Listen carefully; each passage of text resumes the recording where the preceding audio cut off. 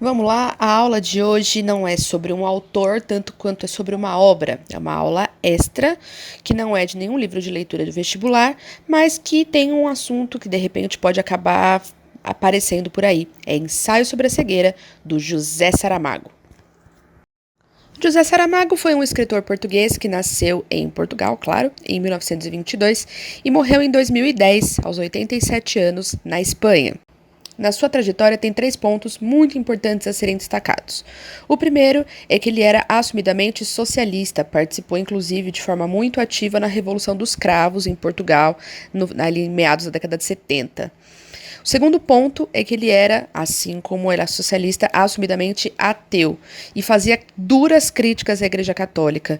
E Portugal, como um país muito católico, né, então havia ali uma relação de amor e ódio de parte da comunidade, de amar o talento do Saramago e odiar o fato de que ele era antirreligioso. E o terceiro ponto é que ele deu durante a sua vida várias declarações contra o Estado de Israel. É importante olhar o que está escrito, porque ser contra o Estado de Israel não é ser contra judeus, não é disso que se trata. Mas ele era contra os abusos e certa, como ele via, certa condescendência que era assim, concedida ao Estado de Israel, que podia fazer e desfazer sem que sofresse as consequências em função do Holocausto. Então ele era um duro crítico do Estado de Israel. Muitas pessoas distorcem as falas dele, colocando ele como antissemita, mas ele nunca fez nenhuma fala criticando os judeus em si ou negando o Holocausto. Então é importante ter esse cuidado. Ele ganhou na vida basicamente uma cacetada de prêmios. 2 mais importantes foram o Prêmio Camões e o Prêmio Nobel de Literatura, esse segundo, o maior prêmio possível de literatura para um escritor, em 1998. A obra do Saramago é muito vasta, ele produziu muito ao longo da vida. Então, e também em vários gêneros, produziu diário, crônica, viagem, teatro, contos, poesias, chegou a publicar até literatura infantil. Mas o coração e a alma da sua obra, no núcleo duro da obra do Saramago, são os romances. Romance a gente tem que entender aqui não como história de amor, mas como um gênero, ou seja, uma narrativa longa. Tá? Então, o grande centro da obra do Saramago são seus romances, embora todo o resto seja muito rico também. E vamos começar a falar do livro agora. Ensaio sobre a Cegueira foi publicado em 95, portanto 3 anos antes dele ser premiado com o Nobel. Muitas pessoas, inclusive, associam a publicação do Ensaio à Cegueira como bom, pronto, agora não tem mais como a gente não dar o Nobel para esse homem, né, porque foi a grande obra da vida dele para muitos críticos. O livro trata, em linhas gerais, de uma epidemia de cegueira branca, o que é uma coisa esquisita da gente pensar. A cegueira normalmente a gente associa à escuridão, à treva, à falta de luz. E o Saramago cria uma epidemia de cegueira que parece que as pessoas entraram num mar de leite, ou seja, elas estão enxergando tudo branco, portanto não enxergando nada. Essa epidemia cresce e os doentes são enviados para um isolamento, que não tem nada a ver com o isolamento da Covid, em que a gente fica em casa para evitar o contágio. Ao contrário, é colocar todos os doentes dentro de um manicômio para fazer com que eles fiquem lá até melhorarem, até morrerem, até que a cura seja encontrada, né, e evitem passar a doença para a população. Parece ser aterrorizante e porque na verdade é uma forma de dizer que você não se importa com aquelas pessoas que estão lá. E aí, não à toa, o Saramago escolhe um manicômio, né, um tipo de hospital desativado bastante conhecido por ter oferecido durante muito tempo tratamentos horríveis aos seus doentes. Então, aquele manicômio desativado se torna um ótimo lugar para colocar novos doentes com que o Estado não quer lidar. Quem são os personagens, né, que vão permear a história dessa epidemia tão esquisita aí que o Saramago criou? Bom, para começar, vale dizer que eles não têm nome. O que isso significa? Eles são caracterizados por um aposto. Quem não lembra a função sintática aposto é aquele termo que a gente coloca entre vírgulas para explicar algo que vem anteriormente. Por exemplo, abaixo, que aparece José, o escritor. Veja, a vírgula. O que o Saramago faz? Ele tira o nome próprio e mantém só essa característica, o escritor, por exemplo. Então, alguns exemplos de personagens. Então, o primeiro cego, a mulher do primeiro cego, o médico, a mulher do médico, a rapariga dos óculos escuros, o velho da venda preta, o rapazinho estrábico, o cego da pistola, o cego que escreve em braille. Esses são os personagens. Então, existe uma estratégia de diminuir a identidade individual e colocá-los a partir do que eles representam dentro de um grupo de cegos vivendo dentro de um manicômio durante boa parte da história. O enredo da história se estrutura basicamente em 3 pedaços. Primeiro, com o surgimento da epidemia. O primeiro episódio que aparece no livro é uma passagem no trânsito em que o primeiro cego, o nosso personagem, é acometido da doença. Então existe nesse momento uma tentativa de compreender o que está acontecendo, porque é algo que ninguém consegue explicar. Existe, então, essa contaminação e o medo, ou seja, outras pessoas vão ficando cegas da mesma forma e começa a haver, então, o medo de contrair a doença.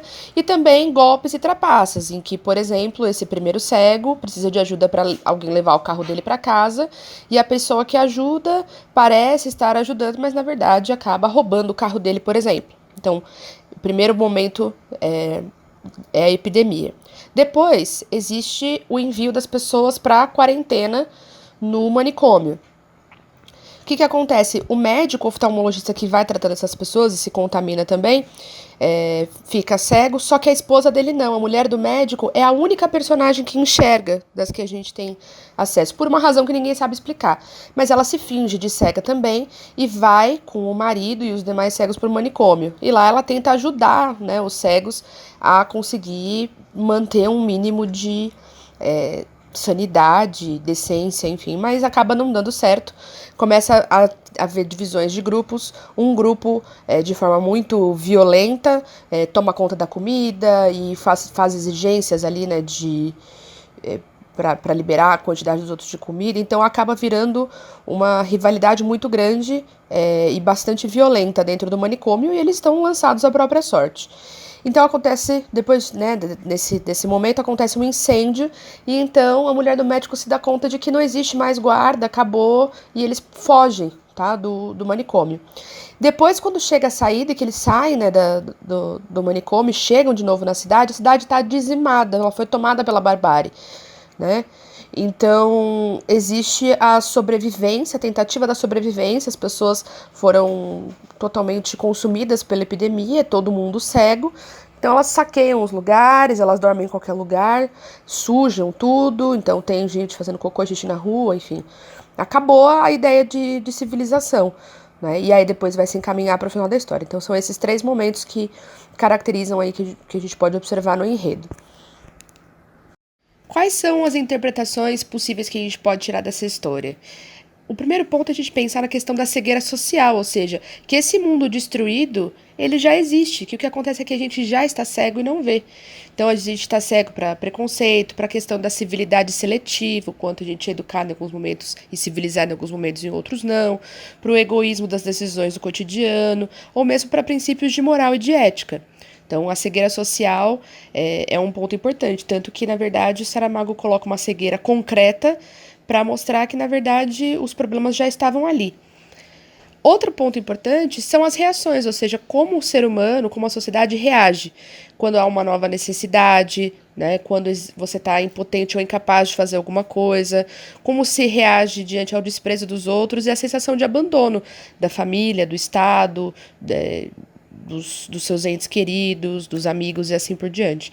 Então são 2 pontos que tocam intimamente ali na alma humana e nas questões filosóficas e sociais do mundo contemporâneo. Bom, para a gente entender um pouquinho melhor como a coisa se constrói, vamos dar uma analisada em alguns trechos dessa obra, tá? Primeira coisa, né, um alerta aqui. A pontuação do Saramago é o grande terror, né, para as pessoas que nunca leram. Ele usa basicamente vírgula e ponto. Não tem tanta divisão, ou quase nenhuma divisão de parágrafo, não tem exclamação, não tem ponto de interrogação, não tem travessão, não tem aspas, não tem sinalização de diálogo. Você fala, meu Deus, como que eu vou entender isso? Uma dica é, comece lendo em voz alta, e aí vocês vão percebendo que as vírgulas vão ajudando vocês a perceberem a troca de turno de fala, quem está falando. Ele também coloca, quando tem troca, né, ou seja, trocou a pessoa que está falando, ele coloca a letra maiúscula, tá? Nos trechos vai dar para perceber isso um pouquinho, mas é uma questão de costume, tá? Não é nada que seja impossível, tá bom? Então, para a gente começar, vou ler esse primeiro trecho aqui. Deixa-me, deixa-me. Não deixo, gritou a mulher. Que queres fazer? Andar aí aos tombos? A chocar contra os móveis à procura do telefone? Sem olhos para encontrar na lista os números de que precisas, enquanto eu assisto tranquilamente ao espetáculo, metida numa retoma de cristal à prova de contaminações? Agarrou pelo braço, com firmeza, e disse: Vamos, meu querido. Esse trecho é a mulher do médico e o médico discutindo, que a mulher está querendo acompanhá-lo, né, fazer-se ali de cega para continuar cuidando do marido, e ele não quer que ela vá, então eles têm essa discussão. Então notem aqui, né, não tem divisão, não tem travessão por uma linha, travessão por uma linha, só vem maiúscula quando tem troca de turno de fala ou quando volta para o narrador. E não tem ponto de interrogação, porque ela fala, né, o que queres? Ela está perguntando de forma retórica para ele, você quer que eu faça o quê? Então teria tradicionalmente que vir uma interrogação no final, mas não vem, só que a gente consegue perceber mesmo assim. Por isso que eu falei que ler em voz alta ajuda.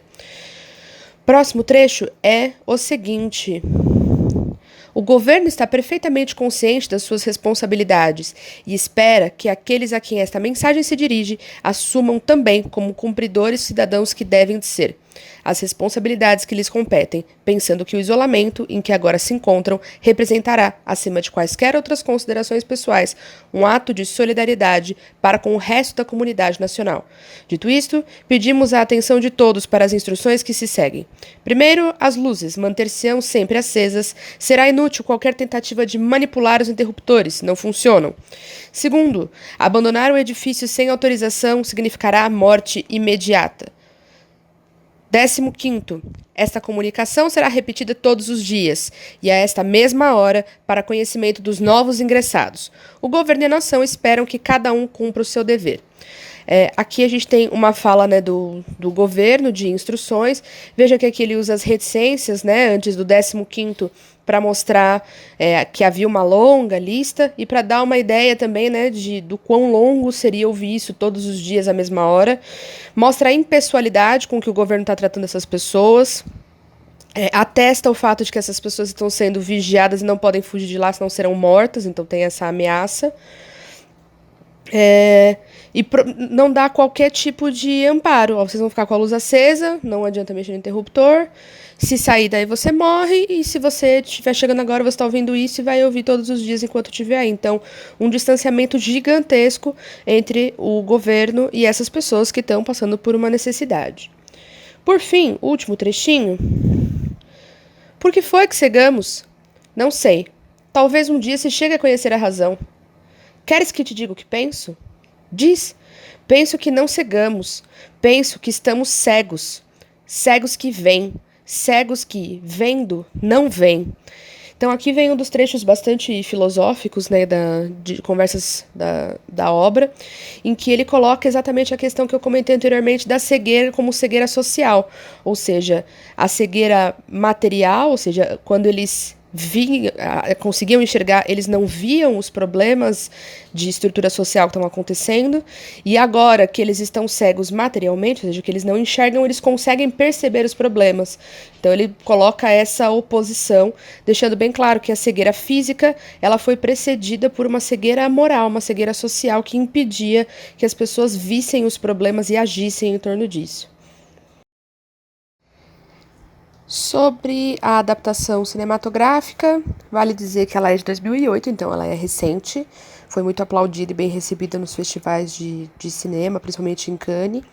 Foi dirigida pelo brasileiro Fernando Meirelles e teve, inclusive, alguns takes feitos aqui em São Paulo, no Minhocão e tal. Então, quem conhece São Paulo, quando assistir o filme, vai conseguir reconhecer algumas paisagens. O Saramago estava bastante resistente de liberar o ensaio sobre a cegueira para fazer uma adaptação cinematográfica, acabou aceitando, e aí a seguir vocês vão ver a reação dele, a coisa mais bonitinha do planeta, o quanto ele ficou emocionado com a adaptação do Fernando Meirelles para o cinema.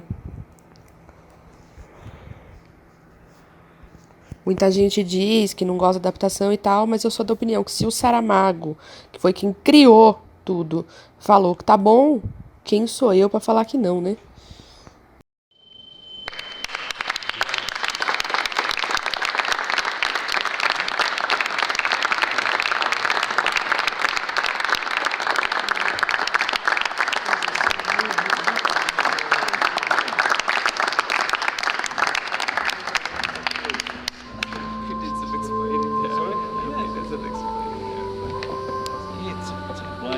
Muitas coisas.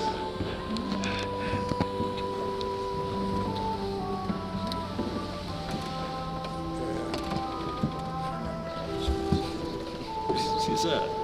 Estou tão feliz por ter visto isto.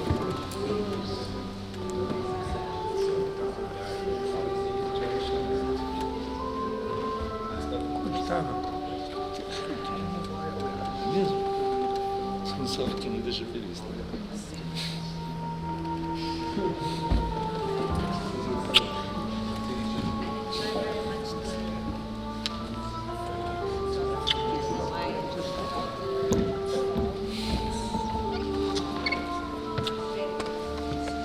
Não saber disso.